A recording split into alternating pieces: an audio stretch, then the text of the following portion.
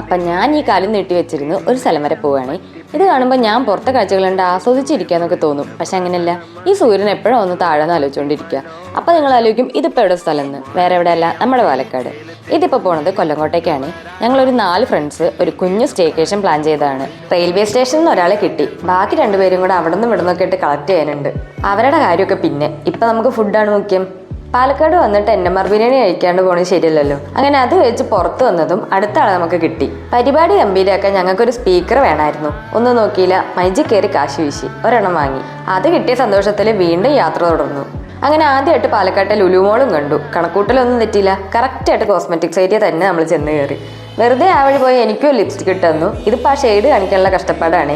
ശരിക്കുള്ള ഞങ്ങളുടെ ഡെസ്റ്റിനേഷൻ ഇതൊന്നും അല്ലെന്നൊരു മണിക്കൂർ കഴിഞ്ഞപ്പോൾ ഞങ്ങൾ തിരിച്ചറിഞ്ഞു. പിന്നെ എല്ലാവർക്കും പെട്ടെന്നൊന്ന് എവിടെയെങ്കിലും എത്തിയാൽ മതി എന്നായി.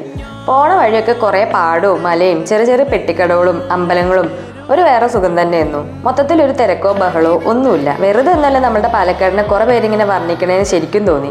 ഞാനൊരു പാലക്കാട്ടുകാരിയാണെങ്കിലും കൊല്ലങ്കോട് സൈഡൊക്കെ ആദ്യമായിട്ടാണ് വരണേ. പക്ഷെ കുഴപ്പമില്ല, എല്ലാത്തിനും അതിൻ്റെതായ സമയം ഉണ്ടെന്നാണല്ലോ.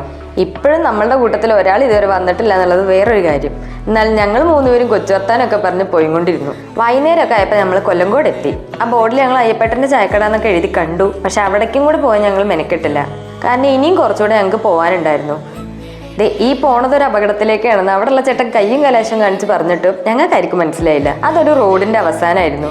പിന്നെ കിട്ടിയ വഴി കൂടെ നമ്മൾ ഫൈനൽ ഡെസ്റ്റിനേഷൻ എങ്ങനെയൊക്കെ എത്തി. ഇത് കാണുമ്പോൾ ഏതോ മാന്തോപ്പിൽ കയറിയ പോലെ തോന്നും. ഇതാണ് ഹിഡൻ ലീഫ് ഫാം സ്റ്റേ. ഇതിന്റെ 4 പുറം ഫുള്ളും മാവാണ്. അതും പല വെറൈറ്റീസ് ഓഫ് മാങ്ങ. ശരിക്കൊരു ഹോംലി ഫീലും നല്ല തണുപ്പും. പിന്നെ ഞങ്ങളൊക്കെ പെട്ടി സാമാനമൊക്കെ റൂമിൽ വെച്ച് പുറത്തൊക്കെ ചുറ്റി നടന്ന് കണ്ടു. ഞങ്ങൾ പോയത് ഒരു സൺഡേ ഈവനിങ് ആയതുകൊണ്ട് അവിടെ വേറെ ഗസ്റ്റ് ആരും ഇല്ലായിരുന്നു. അതുകൊണ്ട് തന്നെ ആ കിടക്കണ പൂള് ഞങ്ങൾക്ക് ശരിക്കും പ്രൈവറ്റ് പൂള് പോലെ ആയിരുന്നു. ടെറസിന്റെ മേലിൽ നിന്ന് നോക്കിയാൽ വലിയ മലകളും പാടകളും ഒക്കെ കാണാം. പിന്നെ ഏത് സ്ഥലത്ത് പോയാലും കുറച്ച് വെകിളിത്തരം കാണിക്കാണ്ടിരിക്കാൻ പറ്റില്ലല്ലോ. കുറച്ച് ഫോട്ടോസും വീഡിയോസും ഒക്കെ എടുത്തിട്ട് നമ്മൾ അവിടെ നിന്ന് പെട്ടെന്ന് ഇറങ്ങി. കാരണം ഇപ്പോഴും നമ്മൾ 3 പേരായിട്ടുള്ളൂ. ഒരാളെയും കൂടെ നമുക്ക് കൂട്ടാൻ പോകണം. അങ്ങനെ നീണ്ട കാത്തിരിപ്പിന് ശേഷം 4ാമത്തെ ആളെ നമുക്ക് കിട്ടി. ഇപ്പോഴാണ് കംപ്ലീറ്റ് ആയത്. സത്യം പറഞ്ഞാൽ എല്ലാവരും കുറെ കാലത്തിന് ശേഷം ഇങ്ങനെ അടുത്ത് കണ്ടപ്പോൾ ഭയങ്കര സന്തോഷം തോന്നി. പിന്നെ കൂടുതൽ സമയമൊന്നും കളയാണ്ട് നമ്മൾ ഹിഡൻ ലീഫിലോട്ട് തന്നെ തിരിച്ചുപോയി. ഞാൻ നോക്കിയിരുന്നു, പോണ വഴി എല്ലാ കടകളും പൂട്ടായിരുന്നു. പെട്ടെന്ന് ഞാൻ എറണാകുളത്ത് ഒന്ന് ചെറുതായിട്ട് സ്മരിച്ചു. കൂട്ടത്തിൽ ഒരാളുടെ കല്യാണം അടുത്ത് തന്നെ ഉള്ളതുകൊണ്ട് ഞങ്ങൾ സർപ്രൈസ് ആയിട്ട് ബ്രൈഡൽ ഷവർ പ്ലാൻ ചെയ്തു. പക്ഷെ പൂള് കണ്ടതും പ്ലാൻ ഡ്രോപ്പ് ചെയ്ത് പിറ്റേ ദിവസത്തേക്കാക്കിയതും എല്ലാം വളരെ പെട്ടെന്നായിരുന്നു. അപ്പോൾ ബാക്കി വിശേഷം നാളെ.